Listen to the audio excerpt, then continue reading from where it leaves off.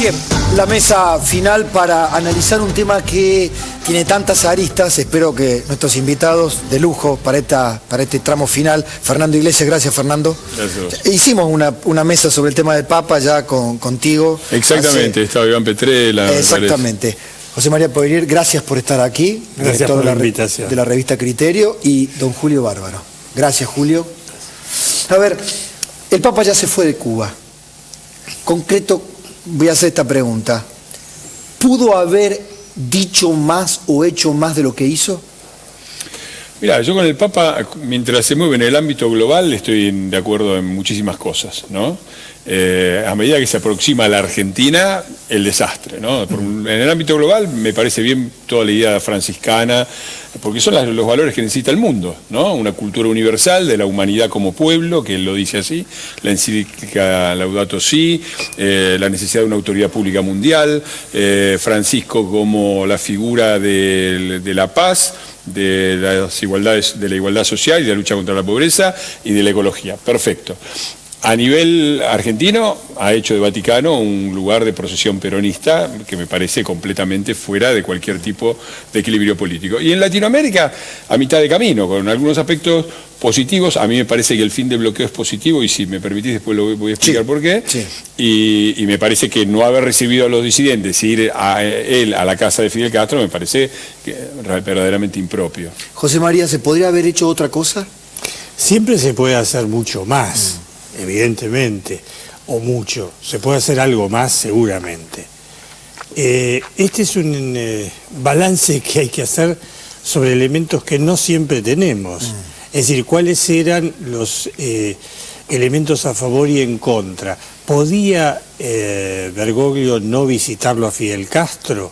En el ámbito católico sería como no ir al santuario nacional. Es decir, a nadie escapa que el ciclo cubano, aunque más no fuera por la edad, tiende a acabarse. Y bueno, no saludarlo a Castro hubiera sido una afrenta muy grande.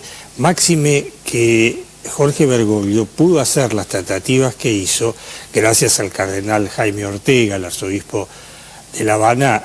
Tuve ocasión de verlo en La Habana, y es un hombre que viene desde hace muchos años siguiendo este proceso con una paciencia infinita, porque con los Castro hay que tener mucha paciencia a prueba. Resaltó el hecho de las casas de misión, porque hasta hace muy poco no dejaban construir iglesias. No le daban una parroquia, ahora dieron una. Está bien, no sé si es un problema tan grave, pero para la iglesia formalmente es grave.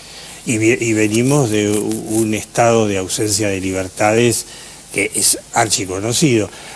Pero más allá de eso, me parece que hay una transición complicada a la que él está apuntando. Ya no son los años de Wojtyla, cuando fue hace 12 a la isla, ni siquiera es cuando fue Ratzinger, Benedicto XVI, que me pareció muy interesante que en el encuentro con Fidel, la primera pregunta es ¿qué hace un papa?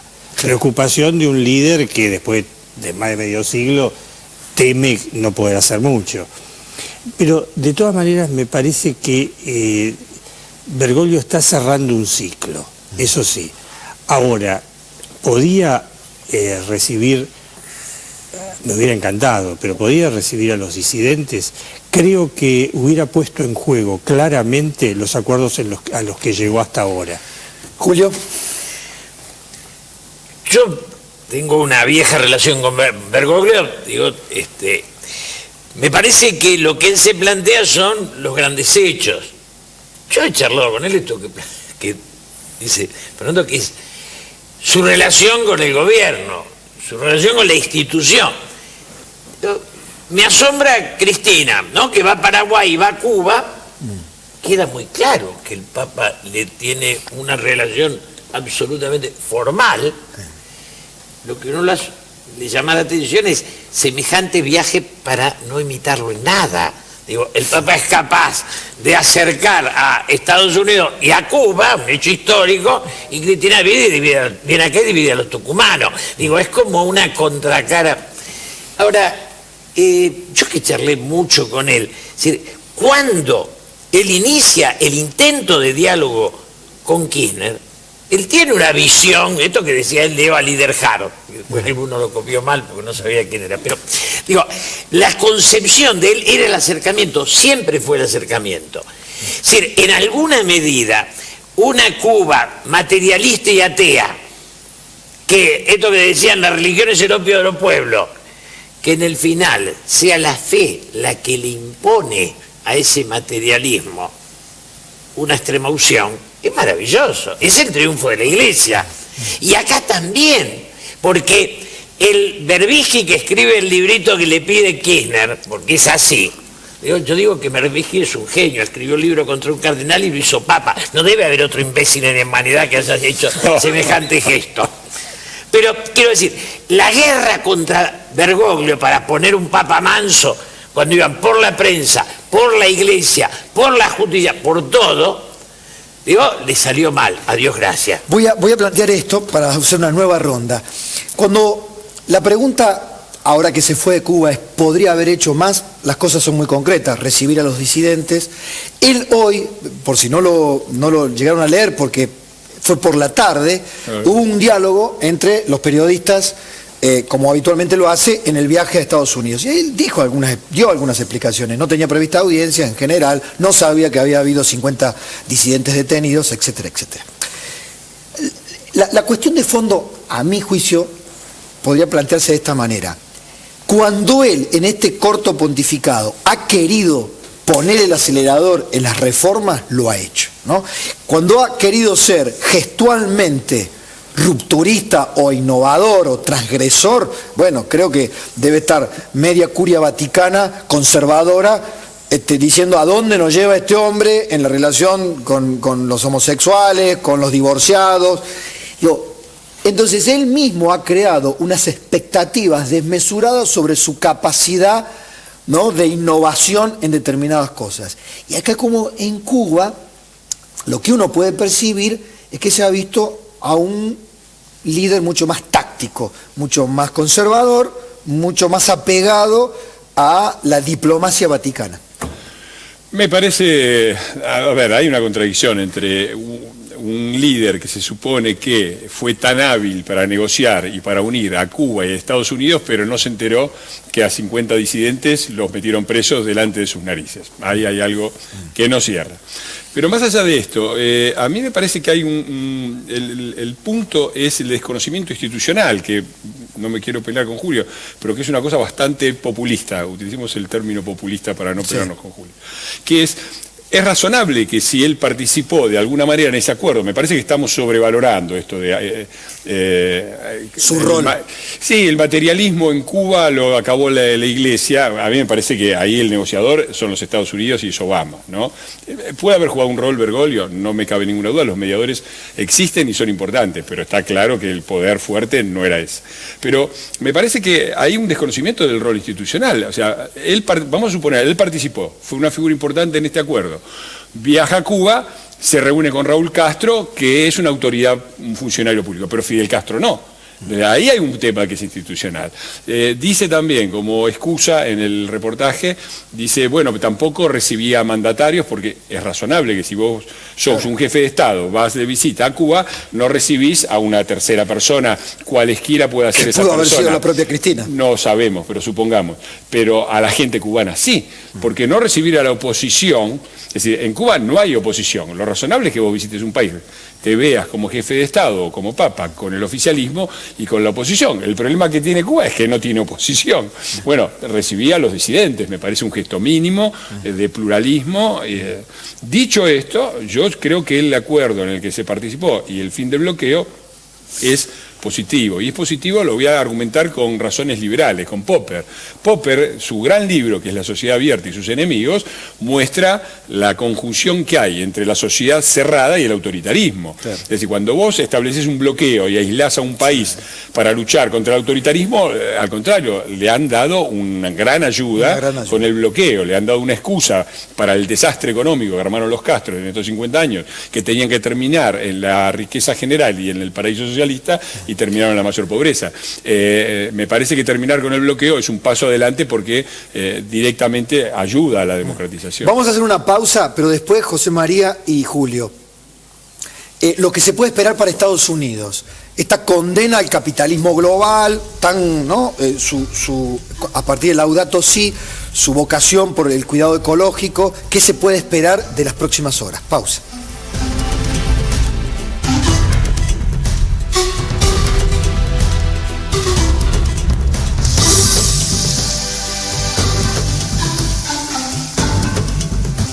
¿Qué se puede esperar de lo que haga ahora en Estados Unidos, lo que diga ahora, frente al Congreso, frente a Naciones Unidas? Creo que tiene 3 desafíos importantes, me parece, Rosy. 2 los acabas de mencionar con claridad. Excepcional es el Congreso. Naciones Unidas es importante, pero no sé si va a alcanzar ni siquiera a Pablo VI cuando en francés dijo que nunca más la guerra. Quiero decir, esa novedad ya está agotada y la instancia de Naciones Unidas es poco fáctica. En cambio, el Congreso de Estados Unidos es sede de poder, eso es muy importante, y nunca un papa estuvo allí invitado.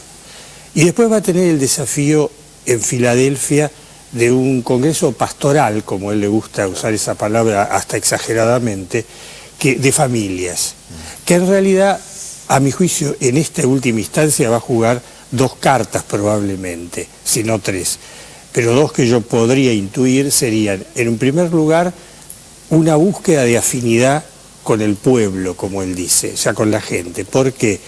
Porque necesariamente, al haber llegado, como dice Marco Politi, el vaticanista italiano, al haber llegado él, Bergoglio, al papado sin un partido que lo defienda, lo tiene que construir solo. Claro. Tarea que no le es extraña porque su poder acá lo construyó solo y en contra de mucha gente, fuera y dentro de la iglesia. Entonces quiero decir, en ese sentido, él tiene que intentar una alianza empática con mucha gente que le dé un plafón dentro de la opinión pública de los Estados Unidos, y eso lo va a intentar. Y otro es un preámbulo al Sínodo de la Familia a realizarse en octubre en Roma. Lo había desdoblado en 2 y estamos allí.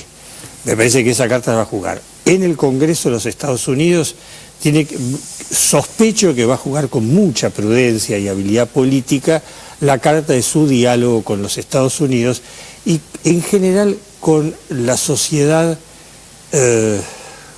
como le decían en el avión, usted se olvidó de la clase media. Claro. Y así se va a olvidar Bergoglio de algunas, digamos, yo puedo dudar de sus intenciones, pero no de su memoria, claro, que es excepcional. Entonces, eso no puede pasar. Incluso cuando Fernando Iglesias decía que es imperdonable algunas cosas, estoy totalmente de acuerdo de Cuba, pero 3.500 presos salieron. Es decir, a mí me parece que siempre hay que tener atrás las contrafiguras o las figuras subyacentes que son muy importantes. Para Cuba era el cardenal de La Habana, Jaime Ortega. En Estados Unidos es el ministro de Relaciones Exteriores, es Kerry, claro, gran amigo de él. Y yo creo que para el resto de América Latina, hasta para lo que está pasando ahora con ciertas tratativas, es el secretario de Estado, Piero Pasolini. Un minutito para ambos. Para mí hay una etapa que son locuras del tercer mundo donde la Iglesia busca en la ideología la debilidad que tiene en la fe. Bergoglio, ¿qué descubre? El valor está en la fe, no en la ideología. Y esa fe se va imponiendo a las ideologías. Y cuando él plantea qué es lo que deslumbra acá, es decir, aquello que yo no hago en mi persona, no lo puedo defender con idea. Es decir, mi conducta es lo que soy, no lo que digo que soy. Y la ideología era una forma de justificar la mala persona que era mucho, ¿no? Era malo bicho pero socialista, al de al lado se caía y no lo ayudaban. Esto es lo que él plantea. Mi conducta es anterior a cualquier disfraz ideológico. No, la parte, yo voy a disentir con vos. Yo creo que la visita a la ONU es trascendente porque es la política del siglo XXI y son las cosas que está planteando Bergoglio. Yo no estoy de acuerdo como las plantea, pero yo no soy el Papa, ni tampoco con las soluciones que propone, pero si uno lee el discurso de Bergoglio, lee Laudato Si, plantea sobre todo la cuestión ecológica, está planteando, plantea la cuestión de la disociación entre la economía productiva y el bienestar general y el capitalismo financiero desarrollo como un fin en sí mismo, plantea el tema de la paz, plantea o sea, son todo el tema de las desigualdades sociales. Cuando él elige a San Francisco, elige estos elementos, la ecología, los pobres y la paz. Y ahora le agrega la visita a la ONU. Además, no hay que olvidar, la encíclica, el Laudato Si, pero también Ratzinger, y antes de él, ya viene desde los años 60, la propuesta del Vaticano de una autoridad pública mundial. Es decir, yo repito, me parece que está planteando los grandes temas de la política del siglo XXI, que son los grandes temas globales, sin solucionar los cuales no va a haber política porque no va a haber humanidad. Si no solucionamos estos temas, no va a haber humanidad. Y también propone un remedio político, que es una autoridad pública, política, democrática a nivel global. Yo en esto no puedo más que estar de acuerdo. Y me parece que la visita a la ONU, que si existe algún embrión de lo que algún día podría ser un parlamento mundial o algún tipo de autoridad de este tipo, seguramente está en la ONU. Me parece que es una visita trascendente. Gracias a los tres.